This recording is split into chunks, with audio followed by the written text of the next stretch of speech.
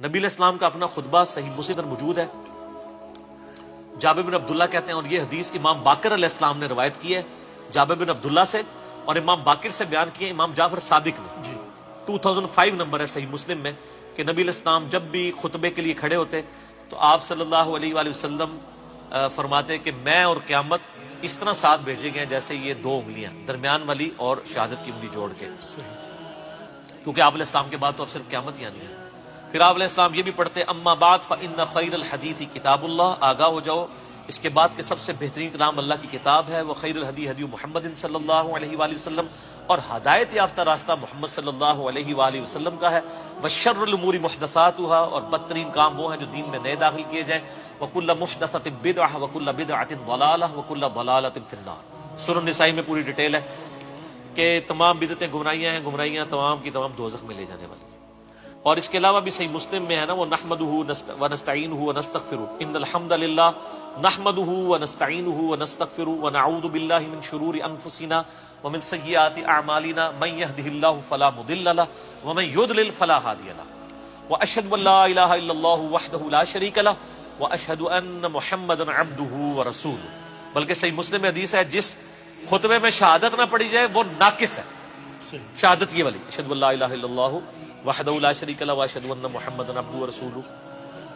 تو اس کے علاوہ آپ صلی اللہ علیہ وآلہ وسلم سورہ نساء کی پہلی آیت تلاوت کیا کرتے تھے، یا ایھا الناس اتقوا ربکم الذی خلقکم من نفس واحدہ.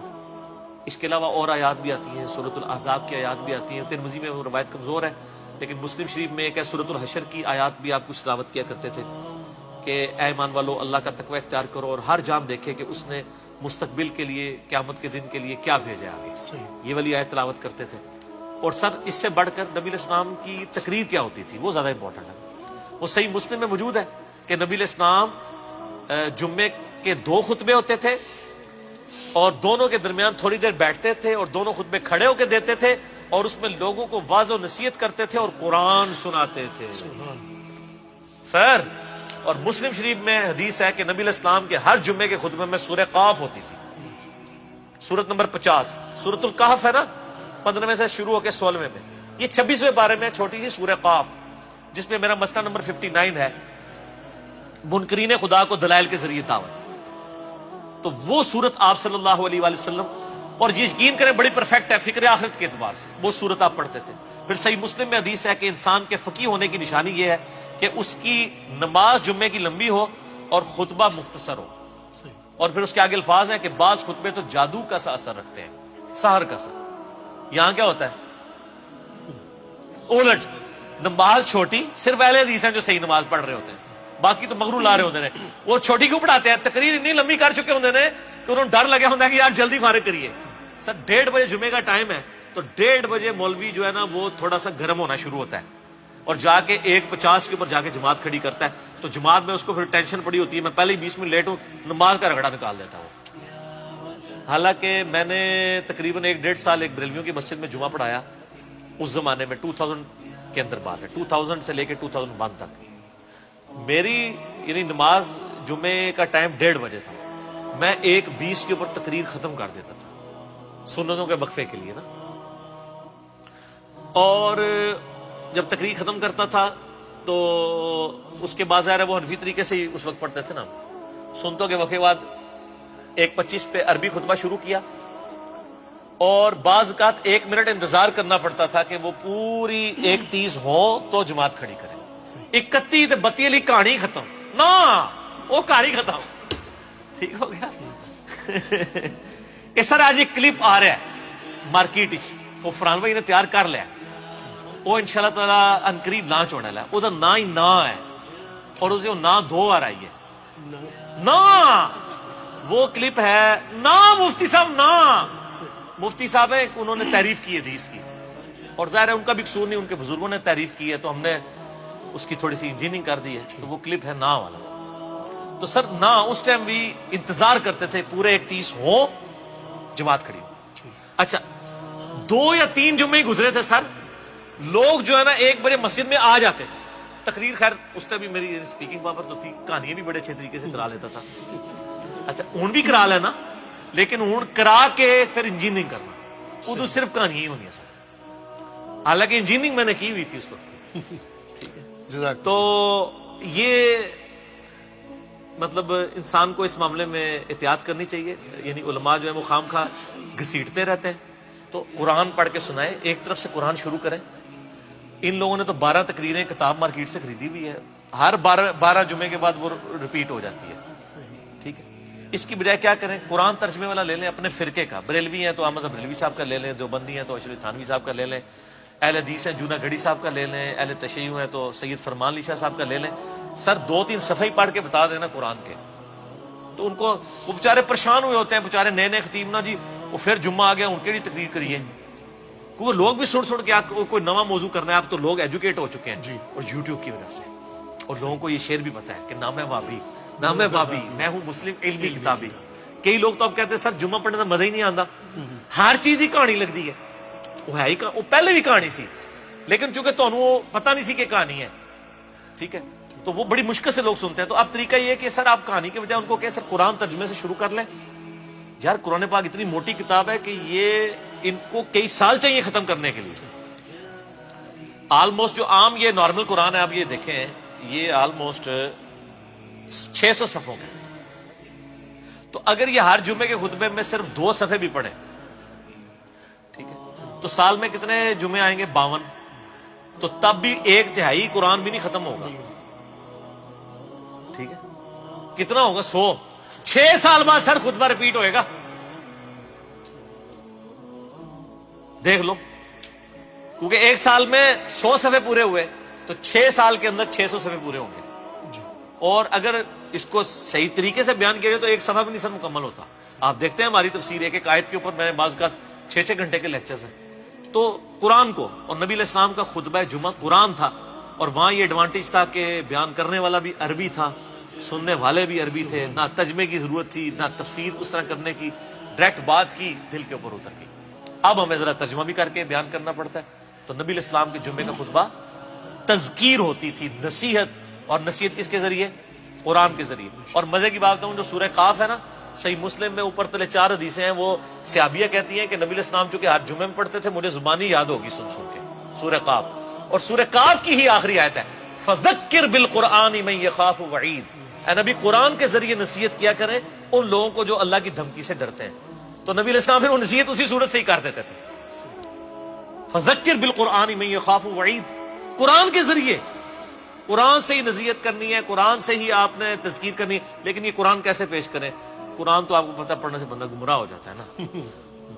گورے ہدایت پا جاتے ہیں تے کالے جڑے نے گمراہ ہو جاتے ہیں. ٹھیک ہے, وہ ان لوگوں کے چونکہ اپنے عقائد قرآن کے خلاف تھے, اس لیے انہوں نے یہ ڈنڈورا پیٹا.